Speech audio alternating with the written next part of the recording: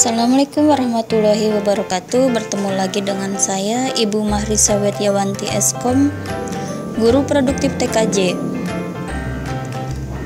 Hari ini kita akan belajar mengenai administrasi sistem jaringan.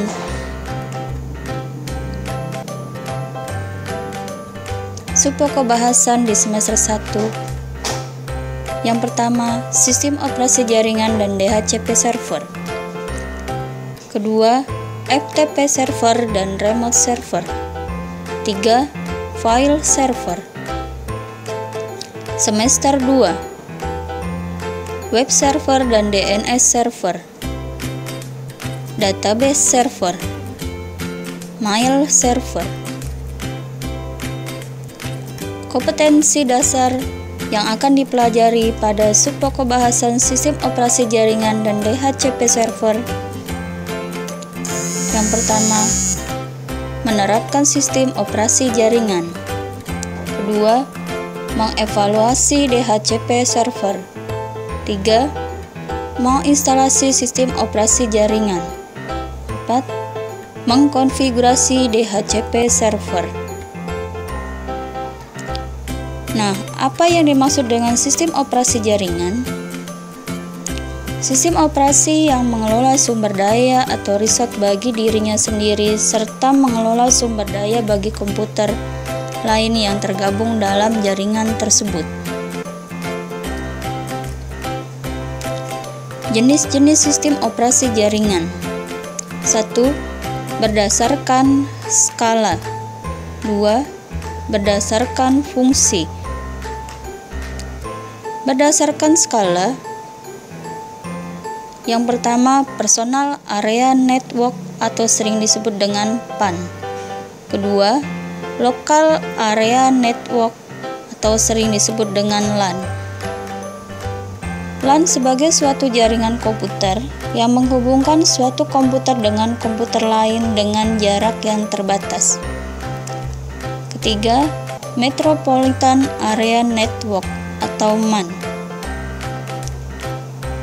yang pada prinsipnya sama seperti LAN, hanya saja jaraknya lebih luas antara 10-50 km. Yang keempat, Wide Area Network atau WAN. WAN memiliki jarak jangkauan antar kota, negara, bahkan benua. Berdasarkan fungsi. Jenis-jenis sistem operasi untuk jaringan berdasarkan fungsinya dikategorikan menjadi klien dan server. Namun demikian juga terdapat jaringan yang memiliki komputer khusus yang diperuntukkan sebagai server, sedangkan sisanya sebagai klien maupun sebaliknya. Sesuai fungsi komputer pada sebuah jaringan, maka tipe jaringan komputer dikategorikan menjadi jaringan peer-to-peer dan jaringan client server. Kategori sistem operasi. Yang pertama, sistem operasi tertutup. Kedua, sistem operasi terbuka. Sistem operasi tertutup atau closed source atau sering disebut dengan proprietary merupakan suatu sistem operasi yang dikembangkan secara internal oleh seseorang, perkumpulan, ataupun perusahaan. Sistem operasi yang tergolong tertutup adalah Windows dan Mac OS. Sistem operasi terbuka merupakan sistem operasi yang kode programnya dibuka untuk umum, sehingga bisa dikembangkan oleh yang lainnya. Sistem operasi yang termasuk terbuka adalah Unix, Linux, dan turunannya. Sekian untuk pembahasan pertemuan kali ini. Terima kasih.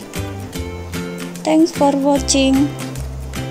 Jangan lupa like, comment, and subscribe. Terima kasih. Assalamualaikum.